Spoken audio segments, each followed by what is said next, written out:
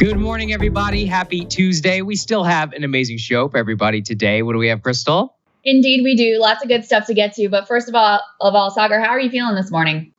I'm feeling a little bit better. So if anybody who missed it, I've got the big 19, the COVID-19, the Delta variant. It finally found me in my house. But I think I am finally on the mend, Krystal. That's what I'm hoping. I think tomorrow, hopefully, I'll be back to like full capacity. And then I'm hoping to start testing negative then so I can get the hell out of my house because I'm starting to go a little bit crazy here.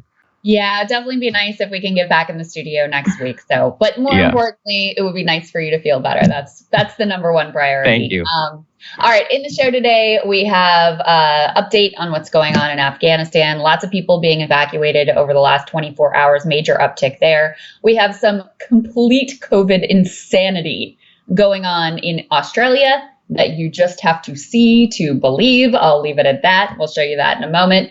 Dems in disarray, for real this time. Break down all the details about the now 10 corporatists who are standing in the way of getting anything accomplished, the infrastructure deal or the reconciliation package at this point. Andrew Cuomo is no longer the governor of New York. It is official. We've got a fantastic guest on to talk about also that recall happening in California. That really is a jump ball at this point. And national media not paying that much attention to it, even though this could be a huge, huge deal. But we wanted to start with a major development on the vaccine front. Yeah, the vaccine got big news yesterday with the Pfizer vaccine receiving full FDA approval. The president announced it at the White House. Let's take a listen to what he said. So let me say this loudly and clearly. If you're one of the millions of Americans who said that they will not get the shot until it has full and final approval of the FDA, it has now happened. The moment you've been waiting for is here. It's time for you to go get your vaccination and get it today. So that's a very important milestone there, Krystal, because the full FDA approval was actually cited by multiple people who I've spoken to, also anecdotally, but more importantly, in the Kaiser Family Foundation survey, they found that something around 12 to maybe 20%, the numbers are really, skewed. Some might have been using it as an excuse, but regardless, there was a certain segment of the population that said emergency use authorization by the FDA for the vaccine is what made them feel uncomfortable. Ultimately, the FDA did accomplish this in about, I think it was 40% faster than normal in terms of their review procedures. So I do want to put that out there. But really what it does come down to is that the actual review process of this, which many people were critical of, saying that it wasn't even going fast enough, is finally completed for the Pfizer vaccine. And that opens up the door to all sorts of legal mandates, which we're about to get into. Yeah, I have to think there are some people who this will help to convince, because this was held out by vaccine skeptics as a kind of a trump card. Like, well, if the vaccine is so safe and so great, why does it only have emergency authorization right now? There are critics on both sides of this debate, as you just alluded to. Some people who said this went too fast. Why did you rush this process? Others who said, why didn't you rush the process more? I feel personally like they got it about right, because you need to, in order, if the goal is to instill the most possible confidence in people, you need to go through the entire normal process in order for people to have that level of confidence. They went through that process. They just did it at an accelerated pace. So that's where we are right now. Look, ultimately, what are the impacts going to be? Hopefully, as you alluded to, some of the people who have been waiting for that official authorization will go ahead and get vaccinated. More likely what's going to happen is you're going to see more companies and more federal government agencies feeling confident, hospitals, schools, those sorts of institutions, feeling like they now have the go-ahead to require their employees to either get the vaccine or to submit to testing on a daily basis. Yeah, that really is, I think, the major headline beyond actually even the full FDA approval is that the president now urging private companies in order to mandate this for all employees. Let's take a listen to what he said. Today, I'm calling on more companies, I should say, in the private sector to step up with vaccine requirements that'll reach millions more people. If you're a business leader, a nonprofit leader, a state or local leader, who has been waiting for full FDA approval to require vaccinations, I call on you now to do that. Require it. Do what I did last month. Require your employees to get vaccinated or face strict requirements.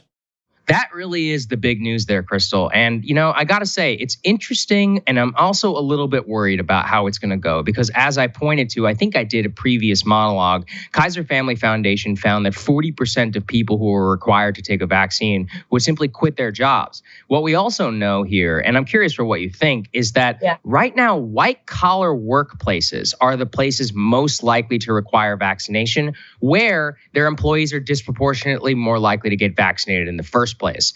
The major standoffs we're going to see are when working class employees are required to get vaccinated, where they are much, much more likely to be vaccine hesitant. So see that, like, if Amazon warehouses require vaccinations in their warehouse, something they have not done, and I think very specifically, Walmart would be another example. That is where I think things could become quite dicey, and we could actually see some major political headway. We'll talk about it later with the Gavin Newsom recall, but the people who don't want this thing are extremely animated, and I would not be, surprised to see more states like Texas or Florida outright ban private, vaccine mandates that we could see, and it could just turn into a major political football. I'm generally of the opinion that incentives work better than mandates, and that, and unfortunately we live in a free country, but I'm curious for what you think on this, given that there is now full FDA approval.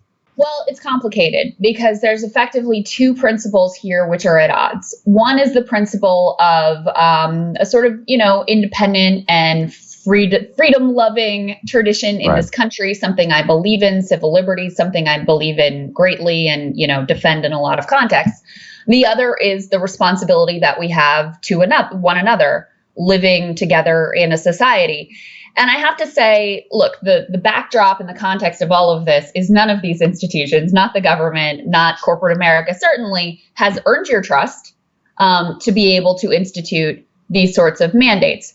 However, I do think, look, there for me are a few exceptions here. Number one, you're probably going to talk about this as well. They are moving forward with military mandate. If you are a service member, you're going to be required to get inoculated. Look, you're already required to get a bunch of other inoculations. You've already signed over your body to the U.S. government effectively. So I'm supportive of that. I also think if you work in a public health setting or if you work with children in a school, I think you should be getting vaccinated. So because you have these two principles, frankly, it's complicated. I didn't really have an issue with what Biden said. He's not putting the full force of the federal government behind it. He's saying, look, I encourage you to do this. I think the companies that have struck this middle ground of like, listen, either get vaccinated or you're going to have to get tested. I don't really have an issue with that because, again, you're still allowing people to make somewhat of a choice. You're not mandating that they ultimately get vaccinated, but it recognizes that if you aren't getting vaccinated, you are imposing a cost on those around you. And I have to tell you, Saagar, actually, your experience and our experience, and actually my daughter's experience, she hasn't been able to go to school for the last week, my oldest daughter, because she is vaccinated, but someone in her school who likely wasn't contracted coronavirus, and that's had an impact on everybody around that person, whether they ultimately contract it or not. It's not like it's costless when you don't get vaccinated and you spread the virus to someone else. We're not in the studio this week. I had to be masked around my children all weekend because I was worried about spreading it to them. I haven't seen my parents because I don't want to spread it to them. So there is a cost that you're imposing on people by not ultimately getting vaccinated. And I do think that has to be weighed into the calculation without making the burdens like overly onerous or insanely authoritarian, like the things that we're going to show you that are going on down in Australia. No, you're not wrong. That's the greatest balance, right? And yet, at the same time, I'm fully vaccinated. Then I got the virus, and then people I live with got the virus. So it's one of these things where what exactly are we trying to accomplish? I mostly agree with what you said, which is that especially whenever it comes down to the context of the type of employment. So like nurses in the ICU. Look, you're dealing with the most, vulnerable people in the entire healthcare system. I can't really see an excuse in order to be allowed to be able to spread that possibly even more so than other people. And that's generally what the data does show us in terms of unvaccinated versus vaccinated. I also see this amongst police officers, right? Like police officers are literally required to interact with everybody inside of the general population. And the NYPD announced just yesterday they've already lost a third police officer to coronavirus. And I think the majority of their force is unvaccinated. At the same time, even though, we can both sit here till we're blue in the face, I really just wonder about how widespread the anti-vaccine sentiment is within so many of these communities and whether the mandate just may not work and could create some sort of civil crisis. That's actually what I worry about the most. I mean, I think it is the United States Marine Corps where I think a huge percentage of the enlisted population is not vaccinated. I mean, how many people are going to quit? Are they going to retire? Is it going to become some strange standoff with command? Now, maybe it's worth it.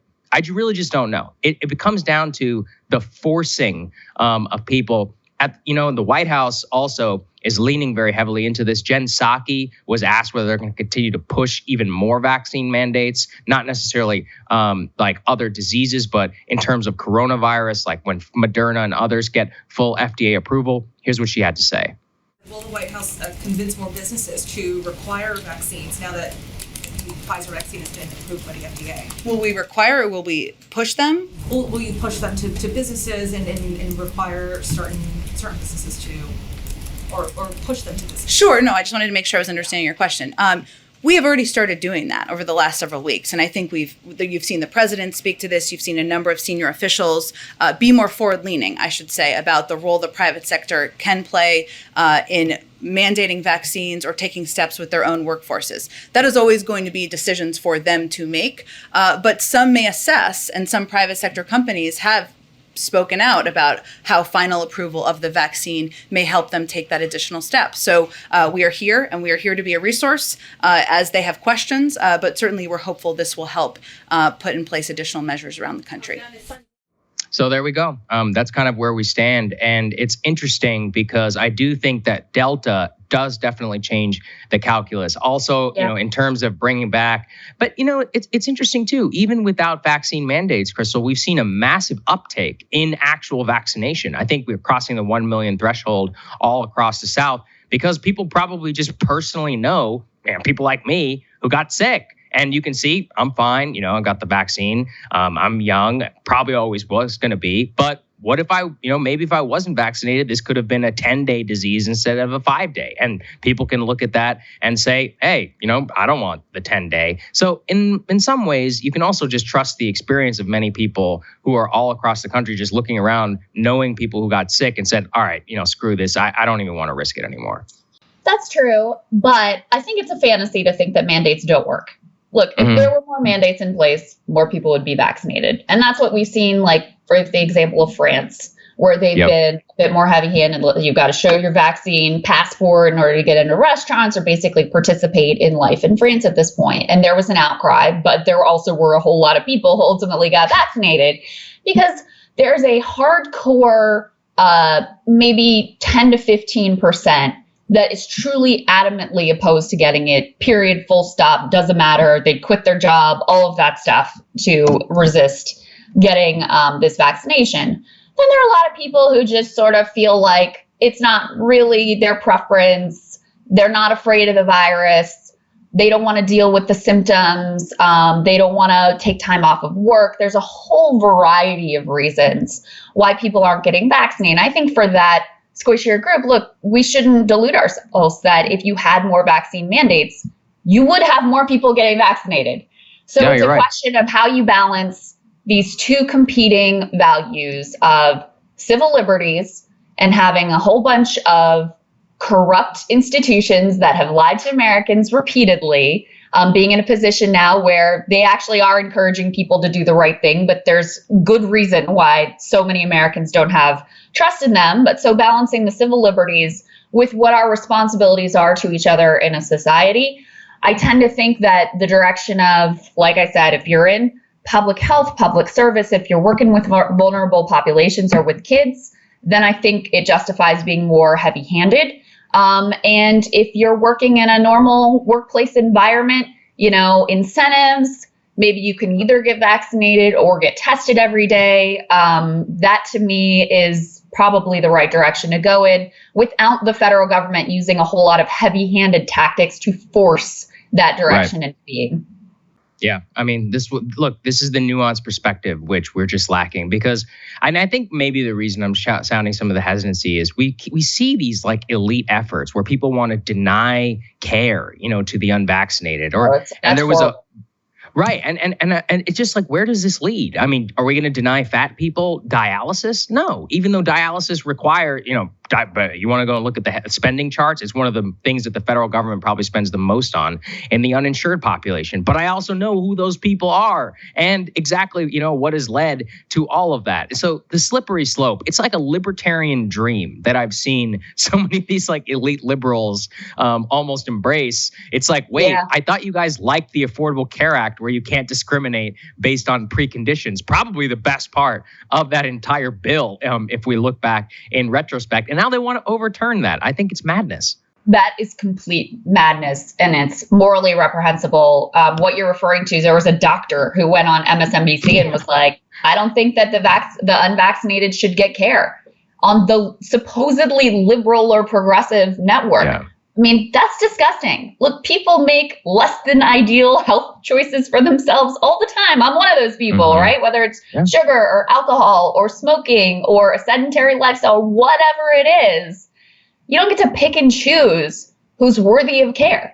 If you believe healthcare is a human right, that's it, period, full stop. And, I saw the write-up on that, and I went to look at how are people responding to this? Thinking that their reaction would be like ours, utter shock and horror that this idea has even been floated in a public context. And they were all like, well, I hate to say it, but they're probably right. And, yes, this is what we should do. The amount of support for that sort of draconian, morally suspect type of thinking was really, truly disturbing. And I think it gets to something we really try to maintain on this show, which is understanding where people are coming from, not demonizing them. I saw on Washington Post, they had a write-up of these Facebook moms who've hosted this vaccine forum where they allow skeptics and vaccine supporters to come in and sort of debate in good faith. And they actually are having much more of an impact in changing people's minds about the vaccines than someone who's just going to come in and yell at you and tell you you're stupid and tell you we're not even going to give you care if you show up at the hospital. So that sort of direction is completely abhorrent. Yeah, I think that's exactly where we should head. Now, speaking of draconian, both of us have been watching with some deep concern what's going on in Australia, and many of you have flagged it to us. We finally felt the need to cover it after a video was circulating from actual local Australian news, which is just so bonkers in the level of dystopia that they are basically enforcing a authoritarian, not even lockdown. I don't even know because it doesn't really fully capture what's happening there. This is what a news segment in Australia that ran yesterday looked like with regards to COVID. Let's take a listen. It's those doing the wrong thing driving our record case numbers. Among the most concerning cases, a COVID patient who's tonight on the run from a hotspot. Police and health authorities have issued an urgent appeal. Anthony Karam knows he is COVID positive when he steps into this public lift. Already breaking so many rules, he doesn't bother to cover his mouth as he sneezes and splutters. The 27-year-old is still infectious but has gone missing from his Wentworth Point apartment. A warrant now issued for his arrest. This 27-year-old chap, who apparently has expressed the view that he doesn't care less whether he spreads the virus, is one example of the worst of the worst. There's little sympathy for anyone ignoring the health orders, even this group of teenagers caught partying after dark at the bottom of the North Bondi Cliffs. Herded to higher ground by Polaire's spotlight and speaker, the 8 boys were placed in handcuffs and left to explain a $1,000 fine to mum. 681 penalty infringement notices issued in the last 24 hours. More than 400 of those notices were again for people being outside of their home without a reasonable excuse.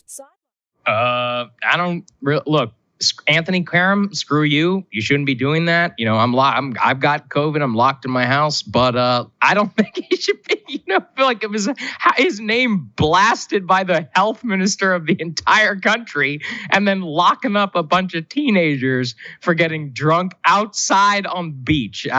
You know, there's no words really to describe what the hell is going on right there. Complete authoritarianism. I think those are the words to describe what's going on there. It's insane. And just to give people context too, of the level of outbreak that they're facing in Australia. So in the US so far, we've had 37.5 million cases and about 628,000 deaths. In Australia, they've had under 1,000 deaths for all of coronavirus. Okay, 44,000 cases total. In nearby New Zealand, they had one case and they shut down the entire country, locked down the entire country for one case. So we were just talking about, you know, getting the balance right between freedom and these sort of civil liberties versus our responsibilities to each other. Australia is definitely not getting that balance right. This is completely insane. These draconian measures, putting people on blast on the local news and public officials putting them on blast, levying these multi-$1,000 fines for daring to step out of your apartment. This is complete insanity. Yeah, it really is. And, you know, I've seen so many clips of health ministers and more saying, like, don't talk to your neighbor whenever you're outside. I mean, don't engage in any like basic civil conduct. And I think what the really terrifying part is, I don't sense all that much of a major backlash against this. Like, many people in Australia seem to be okay with it. I'm not going to say that there haven't been protests. There certainly have. We actually have this video. Go ahead and play this of children getting pepper sprayed at a protest. I do want to say, though, please don't take your children to protests if there's a risk of getting pepper sprayed. That being said, I have no idea why these cops felt the need to pepper spray a 12-year-old for holding up a sign that says, "Let me play." Let's take a brief listen to it. Where are you? You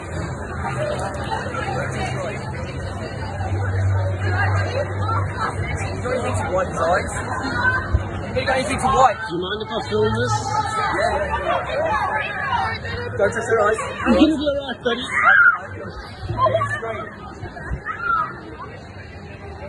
How long does it last for? So I mean that's crazy. This is a little child who's got pepper spray in his eyes for holding up signs about "Let me play."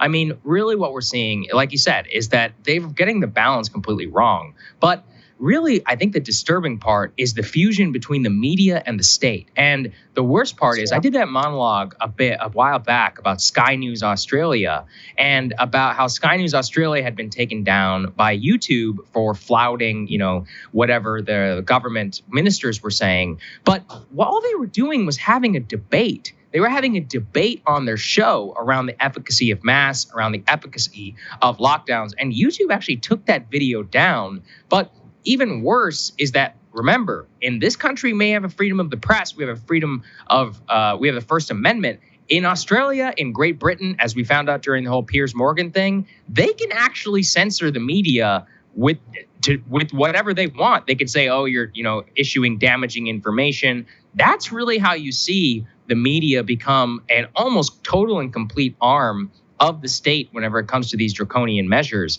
And, you know, we're all just watching this with horror. I don't even know how this could possibly happen in a Western country, but it's bringing out the true colors in a lot of people. Well, there's a lot to say there. First of all, part of why this is important for an American audience is that type of media censorship is something that a lot of liberals have gotten behind. They would like to see, they would like to see the U.S. government have more of those powers of censorship and use them. against media outlets, which, as you said, the inevitable byproduct of that is you have effectively state TV, which in some ways you already have, but that's by their own choice, apparently, and by what they believe the profit motive dictates to them. The other thing is that it reminds me very much of the sort of draconian measures that were taken by places like China earlier in the pandemic. So to see, a government that supposedly is, a free and open democracy engaging in these sorts of authoritarian tactics is quite shocking. I think it's also important to remind people that Australia's vaccination rate is extremely low. I think the last number I saw was something like 30%. They've said they want to get it to 70% before they lift the lockdown. That's a long way to go. And so it's going to take a lot of time before they achieve anything approaching 70%. And then you got to ask, okay, well, does that then include you have to have had your booster shot? And where does it ultimately end? And the reason that the vaccination rate was so low, part of it is because Australia before now, they really hadn't had an issue. While we were all locked down, they were fine. They had, almost completely shut down their borders and sort of self-quarantined there on the continent, and they were able to keep any sort of spread at bay. Delta has really changed the game for them, but because they had gotten off scot-free is that racist to say? Is that problematic? No, we're not Still giving okay into to say that. No. Anyway, okay. Anyway, since they'd gotten off scot-free up until this point, there was kind of a lax attitude around the public. But then the leadership also said it's not a race to get the vaccinations done. So there was a lackadaisical attitude among the, top elites and public officials as well. So plenty of blame there for the elite class in Australia. And it's an incredibly dystopian and disturbing scene to watch unfolding from afar. Yeah, it's absolutely terrible what we're seeing. And, that's a very good point about the vaccinations and more. And exactly, I just hope that they get out of this thing sometime soon, because I don't think anybody deserves to be treated that way. But Krystal, I know you got your eye on some absolute madness here in Washington. So I've also been texting you. I've been like, I don't understand what the hell is going on here. So please. It's complicated. Well, it's complicated and it's not. Let me start with the bottom line, which is that you have 10 assholes, corporatists, sort of bought off members of the Democratic caucus who have decided to throw a real wrench in the plans to pass the reconciliation package that, of course, Bernie's been working on, and ultimately the infrastructure bill as well. So here's the backstory. Some of you guys know these details, but effectively what Pelosi and Bernie agreed to is to tie the bipartisan infrastructure package that the moderates like with the larger reconciliation package that, most of the caucus and Biden and the progressives like, to tie those things together so that you could make sure both pass. By doing that, you get progressives to vote for the infrastructure bill and you get moderates, hopefully, to vote for the reconciliation package. So that's been the plan all along. They the Democrats, to pass a rule in the House, which would set up that process, which would say, okay, we're moving forward with the reconciliation process and we're setting up these votes down the road. And you had these, it was originally 9 and now it's 10 corporate type Democrats suddenly dig in their heels and say, no, we're demanding that we immediately vote on the infrastructure bill and we're not moving forward with any of this until we get a scheduled immediate vote on that package. So we can throw this tear sheet up on the screen from the Washington Post. The original 9 wrote this op-ed saying, look, let's do infrastructure first. They write, we are firmly opposed to holding the president's infrastructure legislation hostage to reconciliation, risking its package and the bipartisan support behind it. We can walk and chew gum just as the Senate did. We can pass the infrastructure measure now and then quickly consider reconciliation and the policies from climate to healthcare to universal pre-K that we believe are critical. So again, that would blow up this entire process because progressives have said, and this is what Senator Sanders said to me when we spoke, they're not going along with the infrastructure package unless it's tied together with the reconciliation package. The moderates want to vote for the infrastructure package and then be able to hack away at the reconciliation package. As of today, they're at a complete impasse. They met for a long time. last night. Pelosi was trying to sort of strong arm them into going along with this rule that would set up this entire process. And ultimately, she was unable to get the votes to be able to do that. My understanding is that they're going to try again today. Couple other things to throw into the mix. Of course, Kyrsten Sinema is also continuing to be a pain in the ass. She has said that she does not support, and I think we have this in a tweet, through a spokesperson. She said that she does not support the $3.5 trillion. Here's what the spokesman said. Proceedings in the U.S. House will have no impact on Kyrsten's views. She will not support a budget reconciliation bill that costs $3.5 trillion. And the one other piece of context here that we can throw into the mix, great reporting from the folks over at Daily Poster, David Sirota's outlet, showing that, by the way, these 9 House Dems threatening to kill their party's budget have raked in $3 million from donors in the pharma and fossil fuel industries, which just so happens to be the industries targeted by that bill. So if you are wondering why they are going so hard to try to destroy the process to get this reconciliation package, this will give you a good hint as to what their actual priorities are. Yeah, and I asked around, I called some of my friends who all work in the business, and they described it almost exactly as you said. Really what it is, and this was the best analysis that I heard, so I'll share it with all of you, which is that it's a trust deficit, which is that the moderates, basically, they do not want to vote for that $3.5 trillion bill, period. Their baby is the bipartisan infrastructure bill, which was passed with Republican support. You know, Mitch McConnell and all them voted for it in the Senate. They just want to clear that win, and that's it. They never really wanted to vote for Bernie's infrastructure or for Bernie's budget bill. At the same time, the progressives, as you say, they are not happy with the bipartisan infrastructure bill. Their baby is the Bernie budget bill. So they say, we're not voting for this infrastructure thing unless we get the budget. But this is also a very interesting concept of power, Krystal. And this was a point that I'm curious for your perspective on, which is that, you know, these moderates, these 10 people that has now come out, have effectively held this entire thing hostage. We have no idea what type of deal that they're going to get. Now, the current scuttlebutt in D.C. is that they're likely to accept an October 1st deadline for the bipartisan infrastructure bill, as in we will have a vote by October 1st. But what does that mean? That means today it's August 24th, that you only have 5 weeks in order to negotiate the entire budget bill, which actually gives a ton of leverage to Joe Manchin, Kyrsten Sinema, and the moderates in the House in order to chip away at everything in the bill that they find objectionable. And they will say, here's all the parts. You said October 1st, take it or leave it, effectively holding it hostage. So in one way, I got to hand it to him. This is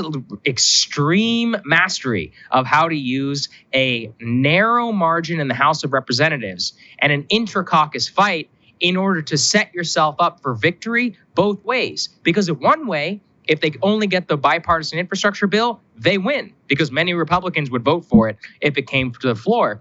And they could kill the budget bill. And if they don't, they get the October 1st one, then Joe Manchin and Kyrsten Sinema have the time deadline and can say, look, guys, October 1st, you guys want it? You got to accept every single thing that I demand, and they'll cut out many of the parts of the bill that they don't like. So if you're listening, and I know this may sound a little bit complicated, this is how the sausage is made. It's by real legislators who are willing to step up.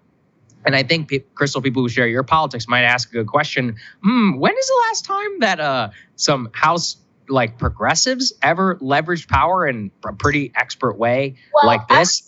It's been a while. I would actually counter Saagar that in this instance they kind of have, because they cut. I mean, they have. It's a weird dynamic, but Nancy Pelosi is actually leveraging, and the White House leveraging hardball tactics on behalf of what progressives want here, which is a very weird dynamic. There's a little bit of reporting out there saying, this is from Juliegrace Brufke, who's she with? Capitol Hill reporter. I know her. Says, she's a good reporter. She's with Breitbart. So keep this major grain of salt. However, there's reports of One of the 9 moderate Dems told GOP members if they don't support the budget, there are threats to ruin his district during the redistricting process and fire a member's relative that works at the White House. And Bill Clinton also called to pressure them to support it.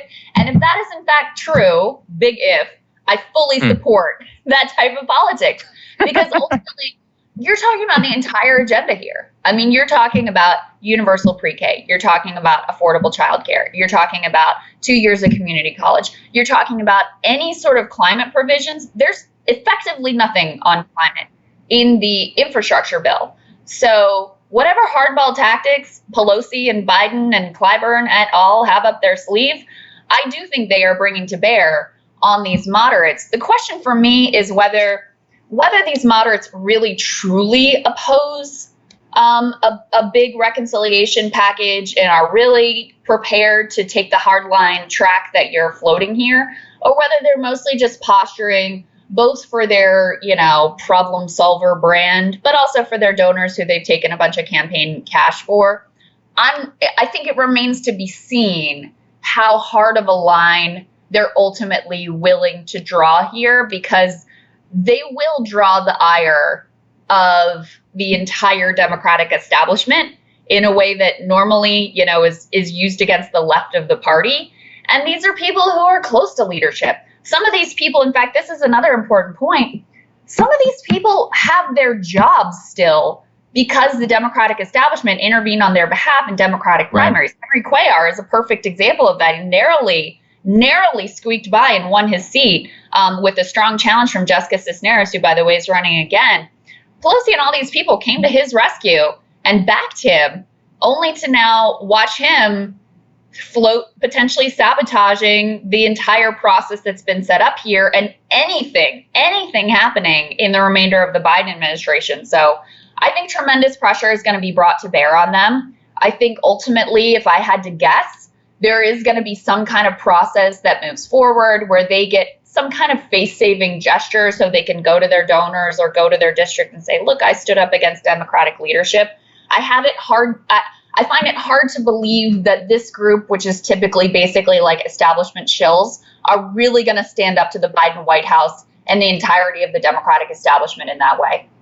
I think you're probably right. And it is true, which is that the pressure that is being brought to bear, and why it's interesting, is that this is the actual Biden agenda. This is it for Biden. There's nothing else. His legacy after this, it's this bill, it's going to be Afghanistan, and it's going to be the American Rescue Package, which he passed in the first couple of months. It's over. I mean, effectively, in terms of your presidency, given the legislative hijinks. And look, given what we know about how the midterms are very likely to go. So from that perspective, the White House is basically bringing all the power that they have in order to try and force this. So I think you're probably right, which is that at the end of the day, the leader of this group, Josh Gottheimer, Biden won his district by 6 points. Okay, so it's not like he isn't a very popular man in that district, and there is likely to be some deal. I am very curious, though, about they have held out much longer and for much more than I actually thought. I thought they were going to fold a couple days more before they did, and they ultimately would vote for the passage. But I guess, what is 24 hours? We'll see who can extract what. But this is high level, Washington stuff, which does really matter for the folks who are watching or listening at home in terms of how this stuff actually moves through the Congress.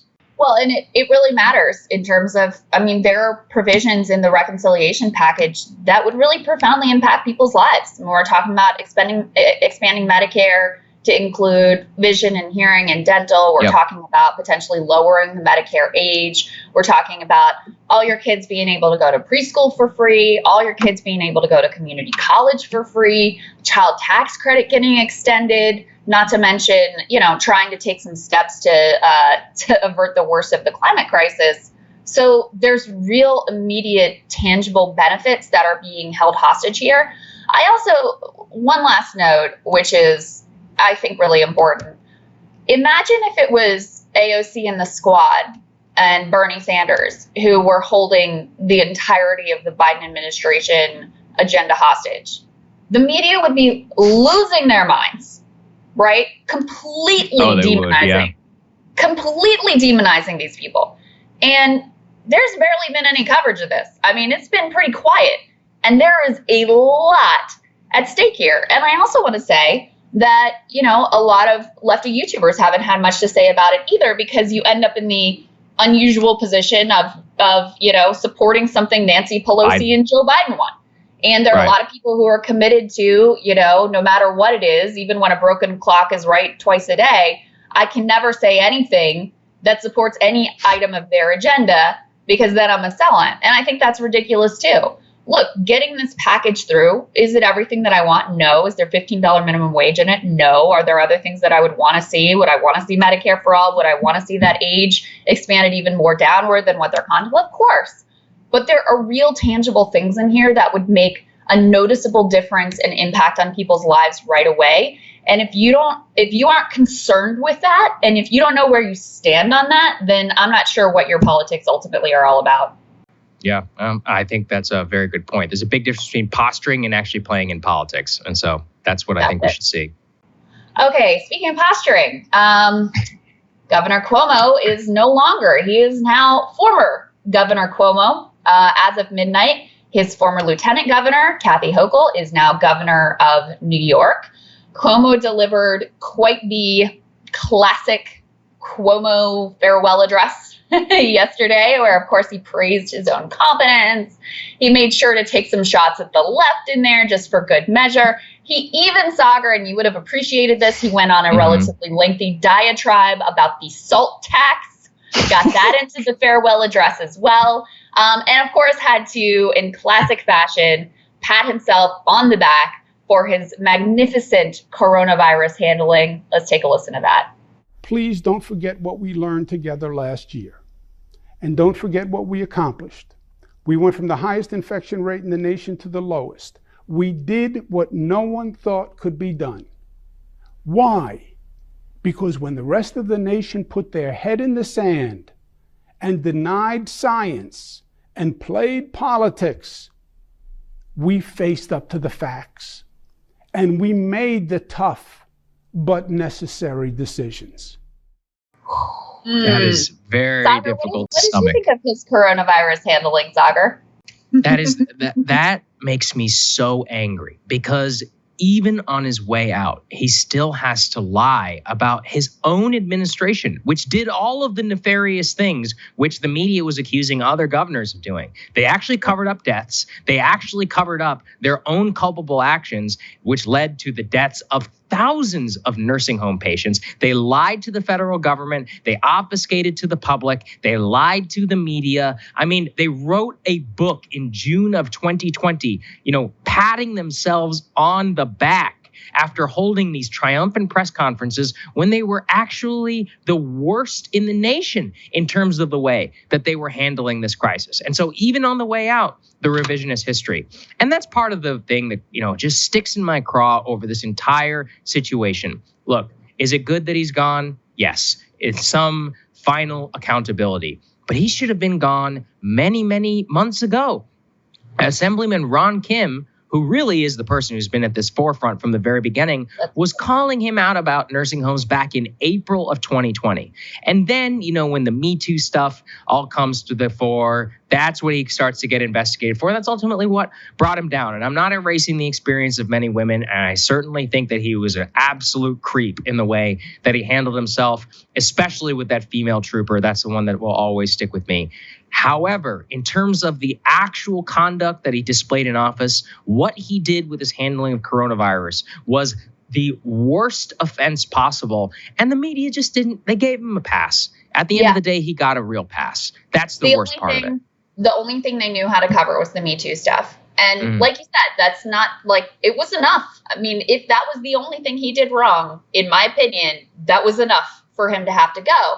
But by ignoring all of the rest of the many acts of corruption, indifference, callous, just horrific decision-making that led to loss of lives, covering up the numbers, lying to the public about how bad things were in nursing homes and in the state writ large, the fact that that didn't garner coverage and that wasn't enough for the media to put pressure on him ultimately to go means that he's able to deliver this little speech with a straight face about how magnificent his coronavirus handling ultimately was.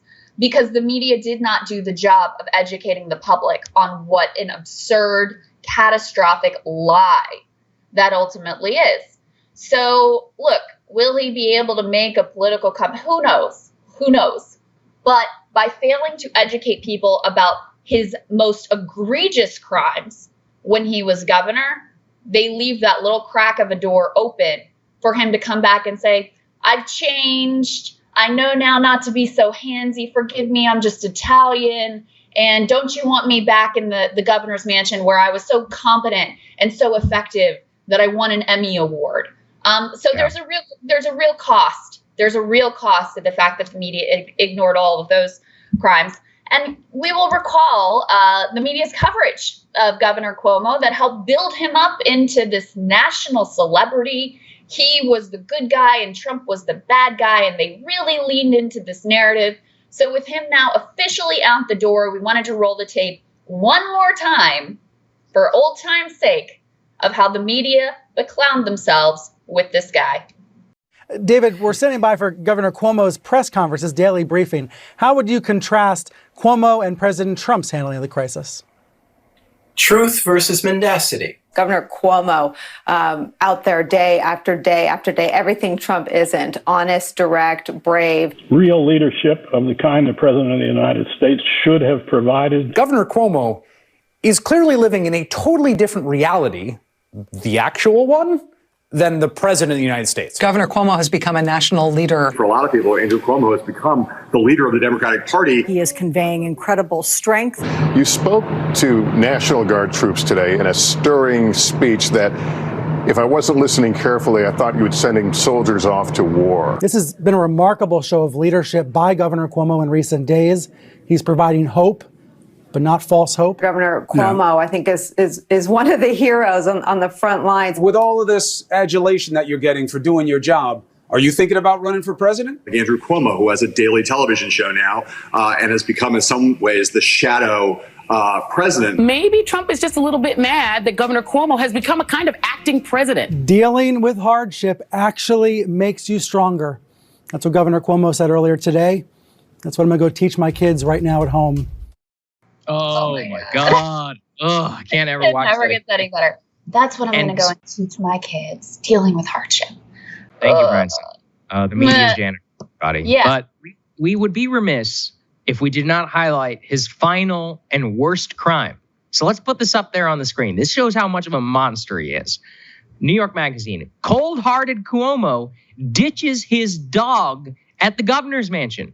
So Governor Cuomo has been asking his staff members whether they want to take his dog off of his hands and left the dog behind at the house after he moved out. Now, look, it is hard to have a rescue dog and all of this, but what we're seeing here is this guy basically was using this dog for media purposes. Now that he no longer needs to be a politician with a nice dog and all of that, he's trying to both pawn it off, not only on his staff, but leaves it behind at his own house. And as a dog person, this is the cheat. Like, if you really want to look at how, the character of people, whether you like dogs or not, like, to be able to leave an animal behind cold-hearted and then try and just pawn them off on people after you got what you needed out of them, it makes me sick in order to see that.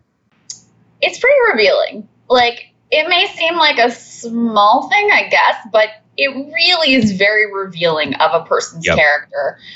Captain is the dog's name. Captain was featured in his Instagram account, in official photos. He was used as a prop. Okay? This dog. Used as a prop by a monster who's now happy to just conveniently discard him when he no longer needs him to serve in that role and purpose. It just shows you what a phony this guy was. The entire image of, like, I'm the competent strongman here to protect you, all of that was completely phony. And, the media and the public, ultimately led by the media, completely fell for it. This guy's approval ratings up until very recently, sky high. People were talking about, they're going to swap him out for Joe Biden. Democrats are going to run him for president. is, certainly if after Biden serves, he was all set up to be the next Democratic nominee after Kamala Harris does whatever she wants. I mean, this guy had it made. And the whole thing was a complete and phony lie. Just like he used the dog captain, he used the people of New York for his own glory. And it was completely disgusting to watch. Yeah, it really is. I mean, I just have no words. And actually, I do want to say there is a large increase in people taking dogs back to the shelters now that COVID is over, because they're like, oh, it's actually more work. That also just makes me, it's just using these animals. Like if you're going to adopt a dog, as I did, like you're in it for the long haul. And that's just how it goes. Yeah. Okay. Let's get to Afghanistan. We have our, continuing our Afghan update here. And I want to bring everybody the latest numbers. So here's what we have. The updated evacuation numbers from the White House. This is as of this morning, 3 a.m. Eastern Standard Time, for over August 23rd to August 24th. So in a 24-hour period, 21,600 people were evacuated from Kabul. There were 37 U.S. military flights, 32 C-17s, 5 C-130s, which carried 12,700 evacuees, 57 coalition flights, which carried 8,900 people. So that is well over the target, Krystal, for the entire coalition of 5,000 to 9,000 per day, which the White House says is what they need in order to get everybody out by August 31st. And I think that this is, as with all things today, a media story more than anything else. Our friend Richard Hanania, he put it, in Richard's cheeky way, the evacuation is literally the most competent phase of the war and the one that is getting the worst press. And we wonder why there's no accountability. I want to show me the lie. Show me the lie. Exactly. Listen, am I outraged by the scenes at the Kabul airport? Absolutely. Do I think it is disgusting to leave military equipment and all that stuff in the Taliban's hands? Yeah. But I would be remiss if I did not tell you that the current evacuation is going 10 times better than the war itself. And I am just so sick of hearing posturing from people who have been silent for the last 20 years, who don't know. If you're outraged at the scenes of Kabul or leaving, equipment in Taliban hands, where were you while the special inspector for Afghan reconstruction was putting out reports over the last decade revealing all of the equipment, billions of dollars that fell into the hands of the Taliban, the corruption of the Afghan national security forces, how quickly the Afghan government was collapsed? You could see the corruption there stark night and day, not to mention the millions of Afghans who were killed or wounded, or the thousands of American soldiers who were killed or wounded as well. The actual prosecution of the war was way worse than this current evacuation. And that's what I want people to wrap their minds around. Yes, the evacuation's going bad. Now imagine 10 times worse. That's what the actual war was like. As Lucas Kuntz, who was the former Marine officer on our show, told us yesterday. I'm so glad, by the way, that so many people watched that interview. I was really heartened because that's an on-the-ground experience of how FUBAR this entire war really was. Yeah, if you guys have a chance and you haven't watched that interview we did with Lucas yesterday, this is a guy who served in Iraq. He served in Afghanistan. He learned the local language, Pashto. So he actually spoke with elites. He spoke with Taliban members. He spoke with regular Afghan civilians and got a real, actual picture on the ground of what things were like. And most importantly, the lies that were being sold to the American people for the entirety of this conflict. The other thing here, Saagar, to your point about how, look, this obviously, it's never going to be pretty when you are ending a 20-year disaster of an imperial project that spent trillions of dollars to only literally make the Taliban stronger than they were when we first arrived. Wrap your head around that. I mean, that's not an over. That is the literal right. truth. Yeah. Okay. There were opposition forces in place against the Taliban that before we ever showed up, that were stronger than the Afghan army and police force that we spent 20 years trying to train and support and supply, et cetera, et cetera. Okay. So that's the reality of Afghanistan. And frankly, there are numbers that indicate the last week, since we've withdrawn and tried to get our people out and are having significant success, frankly, being able to do that, has been less violent than the week before, according to the numbers that are available. I mean, that tells you everything, right? Their outrage is so incredibly selective. Where were they for these past 20 years? They didn't care, and they don't care now. They're just cynically manipulating people's humanitarian instincts in order to try to perpetuate a war and a conflict that is completely unjustifiable by anyone at this point. So at this point, because it seems like the media is kind of losing interest in the story already, because frankly, they haven't gotten all of the gore and the bloodshed that they want, right? You said it yesterday, and this may be harsh but true, but it feels sometimes like they're hoping for an ISIS attack. No, they want slaughter. That's what they want. They're hoping for the Taliban to, publicly behead someone for wearing Western clothing or whatever. Like, that's how sick this is.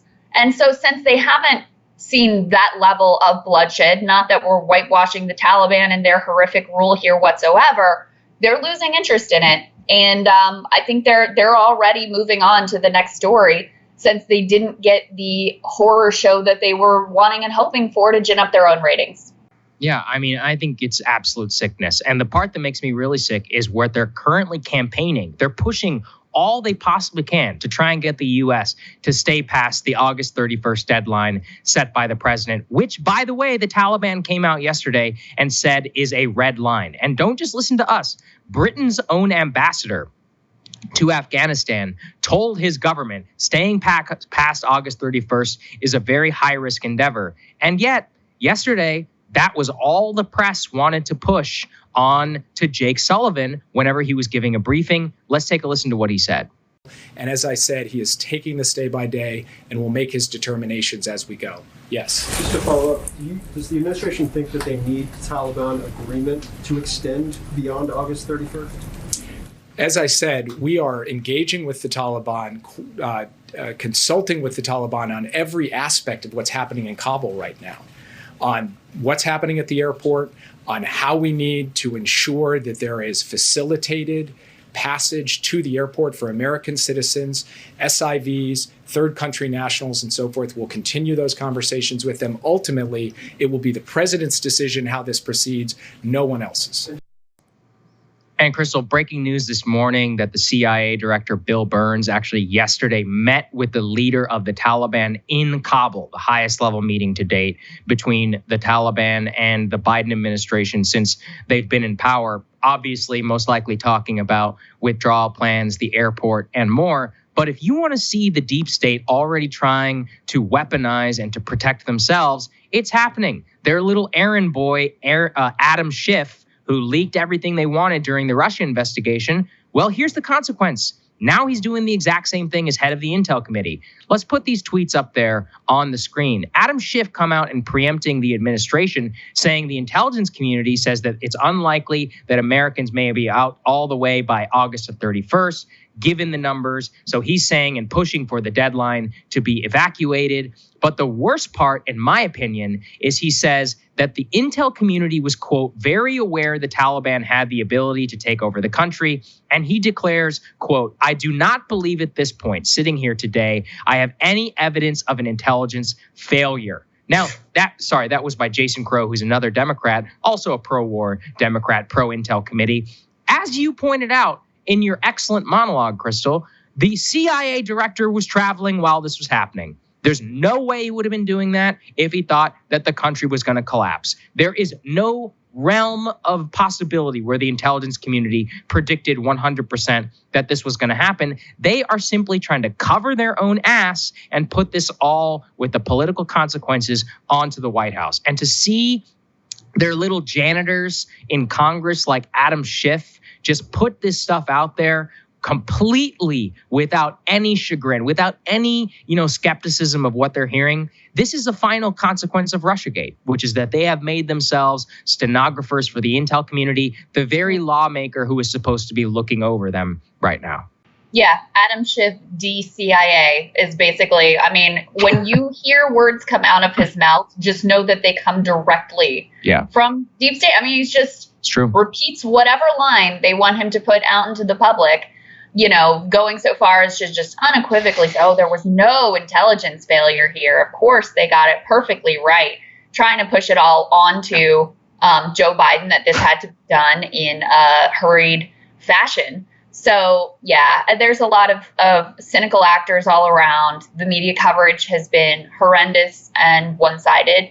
And the moment that they don't get the story that they want out of it, they're going to move on to something else and forget that Afghanistan ever existed like they did for the past 20 years.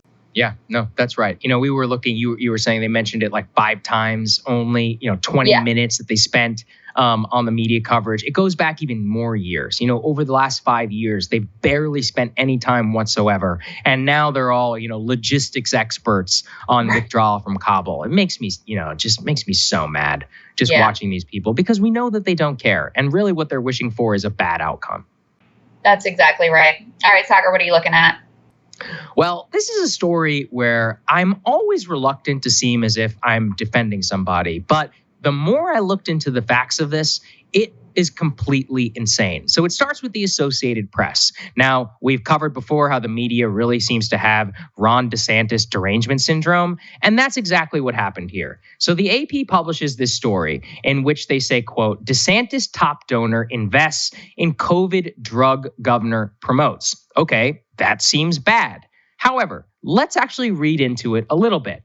Now, what we find here, the AP story is predicated on how Ken Griffin, who is the CEO of Citadel, a Chicago-based hedge fund, they have $15.9 million in shares of Regeneron Pharmaceuticals, which is, of course, the pusher of these mononuclear antibodies, which have been found to be extremely effective for people who have COVID. So the drug that both the governor of Florida, also the governor of Texas, has been pushing, this Regeneron mononuclear antibody treatment, which has been shown to be extraordinarily effective. They are insinuating it's being pushed by DeSantis because of donors. Now, you may remember that they did this previously, the media, whenever it came to vaccines in Palm Beach County, even though, as the Palm Beach County Democrats came out and said that there was nothing to this story. Well, this is exactly what happened. You saw a huge pushback from the DeSantis administration, from his spokesperson, Christina Pushaw. Well, what ended up happening is that the AP,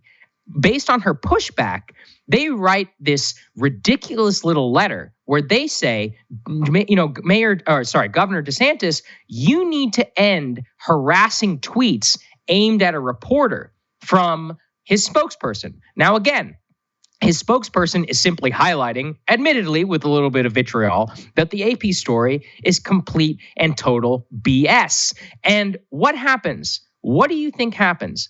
Twitter then takes action against the government spokesperson. So put this up there on the screen. Her Twitter account was locked for 12 hours, and she was forced to delete it for, quote, harassing behavior. Now, once again, she was pointing out that this story is completely and utterly ridiculous. And all things considered, the Associated Press publishes a ridiculous hit piece, barely grounded in fact, against Governor DeSantis. Then they complain whenever you point out that it's completely wrong. Then Twitter goes and bans her. Governor DeSantis actually pointed this out all in the letter. Let's put it up there on the screen, in which he pointed out, he's like, you have published a misleading clickbait headline to cast doubt on a pretty effective cure. Well, I would say therapeutic for COVID. And now people may think that that is infected by politics, all because of a ridiculous story. So no matter what you think about Ron DeSantis, no matter what you think about censorship and more, you can clearly see that the facts of this story show a mishandling by the Associated Press, then an enforcement by Twitter wrongly on the side of the AP, and really just a totally misleading situation, which could lead to an undermining confidence in public health. So that's the thing, Krystal. The more I looked into this, I just couldn't believe the facts of the story. I mean, and I do want to say this. If anybody who is watching from the governor's staff, why is he taking hedge fund money in the first place? maybe stop doing that, and you can make sure that you avoid all of these future stories. But it's a dirty game, so be it. And I'm not some DeSantis stan or whatever. But the more you look into this thing, it's completely insane. That she was suspended from Twitter for pointing out factual inaccuracies within this story, and that the AP continues to stand by it. And you said this previously, DeSantis derangement, it only makes him stronger. How many of these are we going to see? That's it. I feel like they want to make him president at this point, because these sorts of, we'll call them missteps or derangement syndrome, this only benefits him. This plays exactly into his whole performative wheelhouse about, tech censorship and all of these things. Like, he loves this, okay? You're not hurting him. He loves this. Of course, the sad fact of the matter is there's an incentive on their side to continue pushing these sorts of stories that are not, factually accurate, because they get a lot of clicks and a lot of attention out of it as well, because, there's a group of people on the country who are conditioned to look for any negative news about him as well. And look, there's plenty of negative news out there. Florida's in the midst of a horrific COVID spike, and his policies are at least in part to blame. So there's plenty there to work with without having to stretch the truth. And the fact of the matter is, when you do stretch the truth, then when you have an actual real story to tell about his mismanagement, people don't believe you as much, because they've seen the way that you were out to get him with an agenda before. So that's the real cost here, is that, maybe they think they're hurting him in the same way they thought that they were hurting Trump with some of their coverage and not focusing on the things that people ultimately really care about. But ultimately, all you're doing is making them stronger and giving them an adversary and an enemy that is delicious to their base. 100%.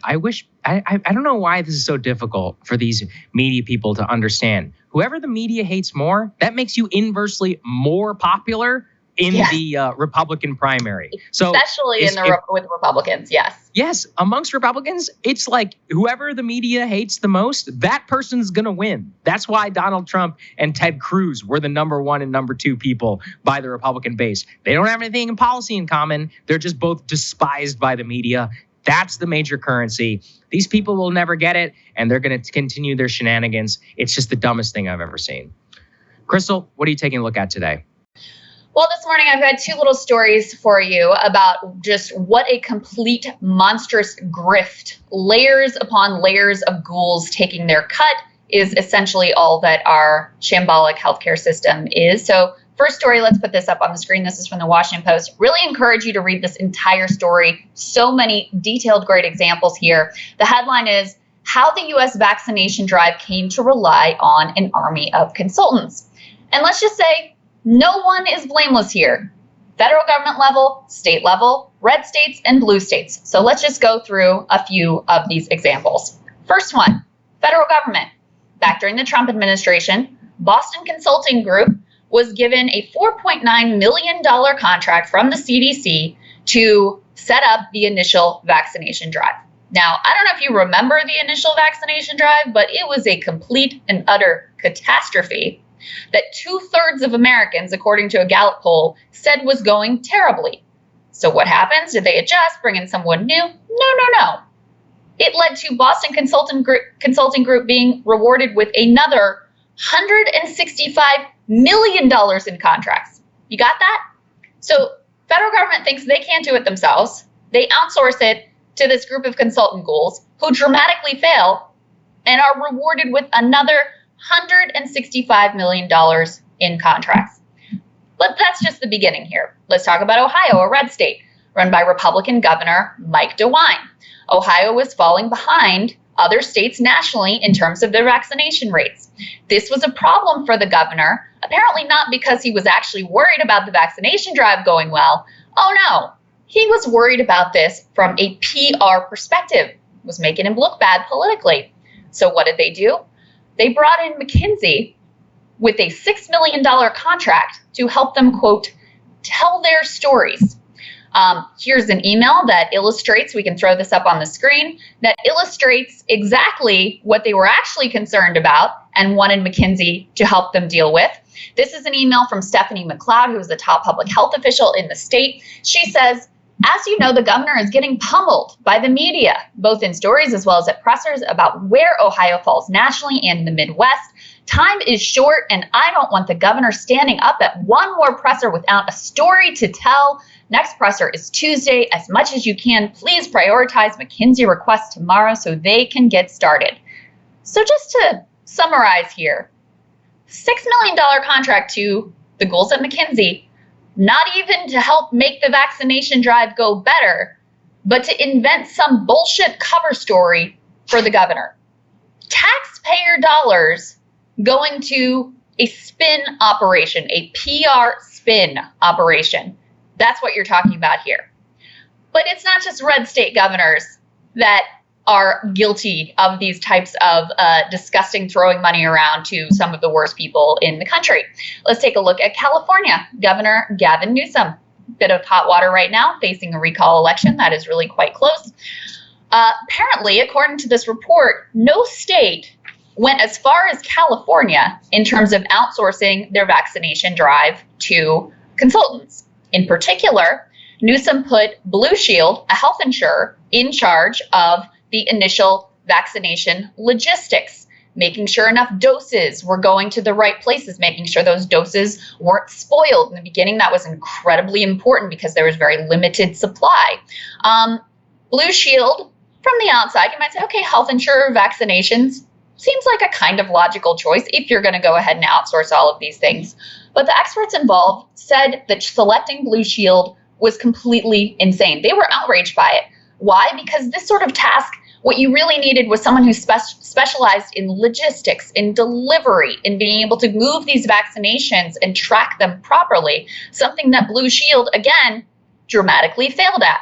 So you might ask yourself, well, why did he pick this particular company to reward with tens of millions of dollars in government contracts to do something that they have no expertise whatsoever in doing? Well, here's a piece of information that might be relevant to you, helping to understand this. This is from the piece. When Newsom ran for governor in 2018, Blue Shield partnered with labor unions to sponsor a committee supporting him that was not subject to spending limits, a super PAC in other words. After Newsom won, Blue Shield contributed $100,000 for his inauguration. They also gave $50,000 on his behalf to a charity for firefighters, according to filings with the state. So ran a super PAC for him, gave him $100K, gave a donation of $50K on his behalf to a charity for firefighters, and then lo and behold, what a coincidence, rewarded with this gigantic contract that they had no business getting whatsoever. This piece goes on and on about examples of the way that money was thrown around to these consultants. So as we look at the fact and consider why so many Americans have not gotten vaccinated, these consultants and the millions that they made to grift off of taxpayers, very important and undertold part of the story. But just so you know, that it's not only in times of crisis when our healthcare system fails us, just on a daily, regular basis, it is nothing but a grift and a sham. Let's put this New York Times tear sheet up on the screen. We've just gotten a look at what hospitals charge for various standard medicines, procedures, anything that they're doing. This was as a result of a bipartisan price transparency effort that was started under the Trump administration, has been continued under the Biden administration, where hospitals are supposed to disclose what patients are actually being charged for these various procedures. You would think you would already know that. But not only do you not already know that, a lot of hospitals have just flouted the law and refused, even now, to provide the prices of what people are actually being charged. Why do they not want that information to get out there? Well, let's put the next tear sheet up on the screen. The prices are insane and make absolutely no sense. So the particular example we have up here is for a colonoscopy at one single hospital, Beaumont Hospital, Royal Oak. If you have a Blue Cross plan, it costs $728. If you have a Cigna plan, it costs $999. If you have a Humana plan, it costs $1,801. These prices are based on literally nothing. And it's not just colonoscopies. Every every single thing that they looked at was equally insane. And one of the lies that you've been told is that if you are insured, the insurers, they have a lot of weight behind them. They can negotiate the best possible price, that they can negotiate better prices certainly than you can on your own, or that the government can through Medicare and Medicaid. That turns out to be a total lie. In many instances, people who are uninsured the ticket price they're being charged is actually lower than the rate that the insurer is paying. Those costs are passed along to employers. They're also passed along to people who have high deductible plans. Sometimes there's cost sharing even beyond when you've hit your deductible. So this is a huge, huge price and burden that's being put on healthcare consumers. In many instances, these insurers are being charged rates for the same exact medicine or treatment that are 4 times or even 10 times more than what the federal government is paying. So this is all completely insane. It bears no relationship to what the cost of the procedure is or what the cost of the medicine is. It's just all about who's on the take and the amount of profit that they can squeeze out of every single interaction with the healthcare system. The entire thing is a grift. Everybody is on the take, and ultimately the healthcare consumer is stuck with the bill. And Saagar, the price transparency thing, first of all, it's insane that these hospitals are now required to put these prices out there, and many of them just haven't done it. There's a relatively low fine that can be imposed on them for not doing it. They haven't, which is like, they'll see it as a cost of business. It'll be worth it to them to continue to hide from the law. But even that fine hasn't ultimately been imposed. So we're getting just these little glimpses, and it's totally crazy, and it makes no sense at all, except when you understand that we have a healthcare system that is not about providing health. It's about creating profits, and that's how you end up with the commonality between the consultant grifters and these hospital prices that are completely devoid of any attachment to reality. Who would have thought that it was all a complete scam, almost like everything else in our society? Look, healthcare is the biggest economic sector. You don't think there's a lot of grift going on there? The vaccination part really pisses me off, and I'm really glad that you put both a Democrat and a Republican there on blast, which is that this is a bipartisan problem. All these contracts out, we're getting nothing in return. The vaccination isn't working in terms of what we're paying for. In terms of the dollars for the actual procedures, it's all BS. How does the same procedure cost 3 different things depending on what healthcare plan you have? That's totally insane. And then it all comes down to the fact that they are making money hand over fist while people are getting sicker, while people are not getting vaccinated. It's a total and complete joke is what it really is. And if there's one good thing that can come out of this is that we realize how ridiculous so much of the current infrastructure on healthcare actually is, given that so many people actually had to experience it firsthand with the whole pandemic. I don't have any other response. I just think it's so crazy. Yeah, and the level of medical bankruptcy of medical debt that people have, we just found out is double what previous estimates had suggested. But I also think that there's something important to dig into with the consultant piece as well, because over decades, we've stripped down any capacity for either the federal government or state governments to do anything themselves. So they're forced to rely on these, consultant ghouls who screw everything up and then are just rewarded with millions and millions of dollars more, who are getting rich off of failure. And we don't have the public capacity anymore, oftentimes, to be able to execute these things well. And not because the federal government can't do things well or because the state governments can't do things well. It's because that capacity has been stripped away from them and cut away from them over years and years. All of this health bureaucracy, if you go back and look at the history, funding cuts have been made to them time and time again. So then they're left with no choice but to go to, these rapacious profiteers who have no interest other than ultimately the bottom line. And this is the result that you ultimately get. No, you're absolutely right. Okay, we've got a great guest standing by for Gavin to discuss Gavin Newsom's recall. Gustavo Arellano wrote a column in the LA Times we found really interesting. Let's get to it. So as you know, there's a big election going on in California, the recall one with Gavin Newsom. The polls have it very tight, and there's a lot of analysis that We want to be able to bring all of you. We found the right person, Gustavo Arellano. He writes for the LA Times. Now, Gustavo, you wrote a column which caught both of our eye. Let's put it up there on the screen. Sorry, Democrats, Latino anger towards Republicans isn't enough to save Newsom's political hide. Tell us about what you were trying to get across in that column and how you see the election generally. The one group that has always been more apt to support the recall than not so far in polls have been Latinos, which has shocked people because, of course, Latinos are the largest ethnic group in California. Latinos have been supposedly solidly Democrat for the past 25 years, ever since the GOP in the 90s waged a scorched earth xenophobic campaign against Latinos to be able to win any sort of elections. So people have been shocked again and again. And the reason I did this is don't be shocked. There's very legitimate reasons. I don't agree with them, by the way. I'm totally against the recall, but there's very legitimate reasons as to why Latinos are going to be in favor of the recall. The last poll showed that Latinos are a majority of likely Latino voters are supporting the recall. And what do you think those reasons are? And by the way, I think the fact that you are on the other side of this debate, I think that gives you credibility, that you're saying, look, this is not my thing, but I understand where people are coming from here. And this is something that Democrats really need to pay attention to.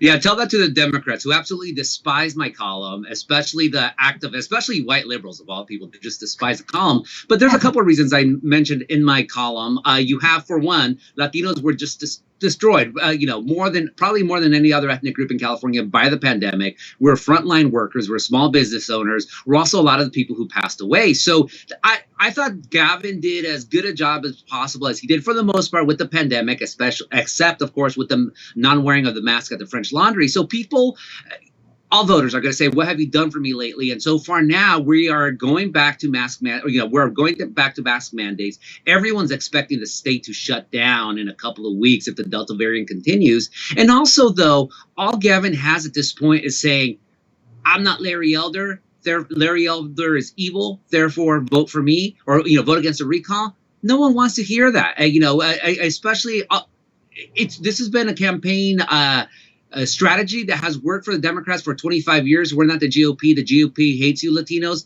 Is not working anymore. And we saw this not work with Trump gaining in Latino numbers in the 2020 election. Yeah, it's so interesting, Gustavo. We've tracked this phenomenon with our friend Chuck Rocha as well, who's been saying you cannot take advantage of Latino votes. Do you think that is going to come to roost? I mean, I think your point there about the lockdown, about how Latino workers in particular disproportionately more likely to be affected by some of these policies, plus the expectations of pandemic restriction. Do you think that is what is motivating people? I mean, what are some of the other issues that are salient in the campaign? Because, where we are here in Washington, there is not as much of attention on this race, which I do really believe could be, a seismic event if Gavin Newsom is recalled. Oh, my Lord. It'll be the political blunder of the millennium. The short millennium so far. The fact that Newsom, and I call this, by the way, I said in early March, before the recall even became official, I said Newsom will win. Newsom will not be recalled if everything goes hunky-dory. Well, you have wildfires in California, you have the pandemic, you have the state of angst that he has never really been able to solve because the pandemic hasn't allowed him. And this is the other thing with Newsom. No one really likes him. Let's be honest. No, Democratic politicians have to like him because he's the governor and he might have a small base. But Latinos, he's never resonated with Latinos the way, say, Bernie Sanders. Bernie Sanders, Chuck, of course, Chuck was smart. Mm-hmm. No one wants to listen to Chuck. So if you don't have a politician that's going to motivate you to try to save your hide, then they're not just going to come out. And also, and I cannot overestimate or, oversell this idea that there's a lot. And I've been trying to formulate this idea of the rancho libertarian. A lot of my cousins, a lot of young Latino males, they care more for Joe Rogan than they do for Gavin Newsom. And they're not necessarily like arch conservatives or anything. They just grew up with parents who did it their way. Pull yourself up by the bootstraps. So you hear someone like Newsom just throw all sorts of stuff through the government at them. It's not gonna impress them one bit. So right now, as we speak, it's pretty much a jump ball. And I always think it's worth going through a little bit of the process for people who maybe haven't been following it that closely. So there'll be basically 2 questions that are asked to California voters. Number 1, do you support recalling Gavin Newsom? And if more than 50% say yes, then it goes on to the second question. Okay, well, who do you want to replace him with? And there's, a whole list of people. The top contender right now appears to be a conservative radio host named Larry Elder. So there's a bizarre set of circumstances where Newsom's approval rating is actually fairly good. It's above water, but the people who are most motivated to come out and vote in the recall are the ones who are motivated to vote for the recall and vote to get him out of office. So do you think it's possible that at the end of this campaign, as people actually realize, like, oh, this is real, this guy could actually lose, that's going to motivate more people to go out to the polls? Or do you think that some of the apathy is just kind of baked in at this point?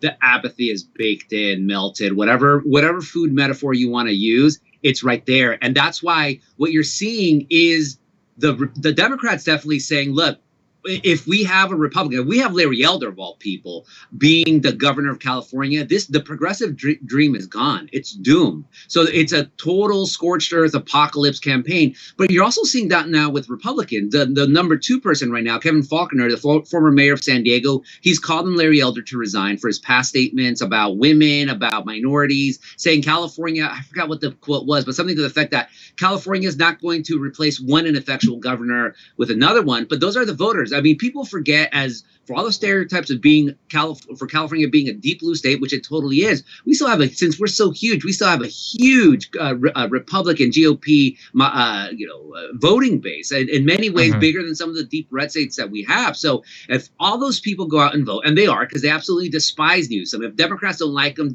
Republicans despise him. If you have apathy from the Democratic side, then Newsom is toast. So the people who are going to influence this election, the trigger, so to speak, are going to be Latinos. And what's interesting, if it's likely voters, then Newsom wants Latinos out because Newsom wants that apathy. But if Latinos finally come to their senses and say, you know what, we do not want Elder and Newsom, screw him, but better Newsom than someone else, then Latinos will turn the election towards Newsom. But that's the big if. And so far, the polls have shown, again, starting from March, it was about 37% Latino likely voters supporting the recall. The last one, I believe it was by CBS, it was about 51%. We'll see. The next poll should be coming out next week. It's picking up. Yeah, that is absolutely stunning. Gustavo, can you explain something to me? I've seen some criticism of Gavin Newsom's recall strategy here, which is that vote no, but also leave the next blank, leave the recall who you want blank. I've seen Nate Silver and others point out this actually could screw him over and lead to his actual recall. Now, once again, you're our California expert. What the hell is going on there? I'm a bit confused. So this goes back to the 2003 recall of Gray Davis. What Democrats feel, and I disagree, by the way, was that Gray Davis, a very, very unpopular governor back then, total technocrat, boring.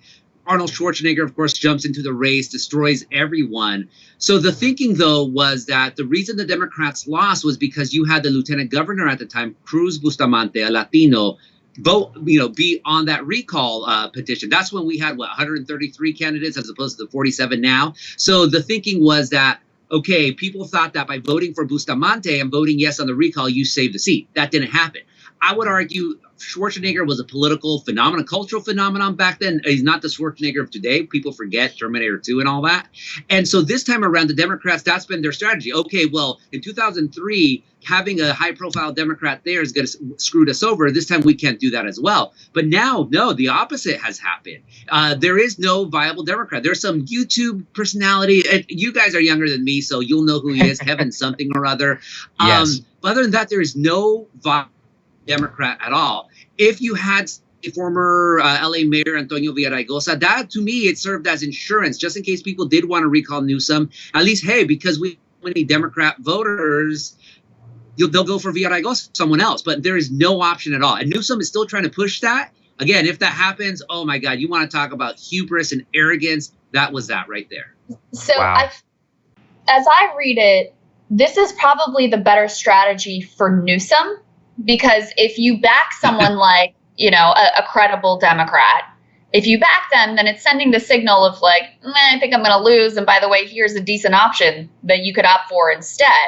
In terms of the Democratic Party, it seems to me like the much better option is to have a little insurance policy there that, if Newsom is ultimately recalled, that people could fall back to, so you don't end up with someone like Larry Elder becoming governor with 25% support of the voting public. But the last question for you is, I just really want you to lay out for people why it is incredibly possible that Newsom could be recalled and that you could end up with someone who frankly has views that are really wildly at odds with most of the California public serving as governor of that state, because it seems like such an incredibly implausible outcome. Just help people understand that, look, this is not certain whatsoever, but is there a chance that's where we end up? Yeah, there's a chance. This is unthinkable to most people in California, and especially outsiders like yourself. You're like, what the hell is going on? This is supposed to be California, the bastion of progressive politics against the Trump administration. But no, the fact is we have a recall on the ballot. There's always voter apathy. Newsom just does not have that base to, maybe his policies do, but we're not running on policies. We're running on Newsom. So because and this is the key point, the Democrats never planned for a day like this. So they have no strategy whatsoever. Their big idea right now is running commercials nonstop with Elizabeth Warren. And hey, Elizabeth is awesome, but no one in California outside of Santa Monica or San Francisco cares for Elizabeth Warren. They don't. So, and that just antagonizes and annoys people more and more. So it's a very it's a coin flip right now, as you pointed, or a tip off, a basketball tip off. It is a possibility. There's still 3 weeks to go. The recall election is scheduled for September 14th, but the ballots are already coming out because every single California voter is going to have a mail-in ballot. So if you want your progressive paradise to remain in California, if you don't want someone whose politics are out of the 1990s, we're talking about the 1890s with Larry Elder, then you have to go out and vote no on the recall. But a lot of people really, again, I think with Trump, they're like, we survived 4 years of Trump. We could survive about a year and a half of Larry Elder. Be careful what you wish for, because it just might come true. Wow, it is absolutely crazy. Gustavo, thank you so much, for just breaking all of this down for us. It's been incredibly helpful, and we really appreciate your perspective. Yeah, we appreciate it. Thank you. Great to have you. Thanks, man. Appreciate it. Okay, guys, thanks so much for watching. We really appreciate it. You guys can become a premium subscriber today. Link is down there in the description. Just want to say we appreciate, me in particular, all the support from so many of you, the get well messages and all of that. I got a message that somebody had prayed for me at the road. That's like the nicest thing anybody has said. So thank you. Thank you all. I am feeling better. I very much hope, I am very, very, very confident I'll be back in the studio next week. And, I really miss it. Krystal, thanks for bearing with me as well. So thanks, everybody. Not so bad hanging out in my apartment this week, Saagar. So no worries. Anything for you. Glad you're starting to feel better. And we will see you guys back here on Thursday.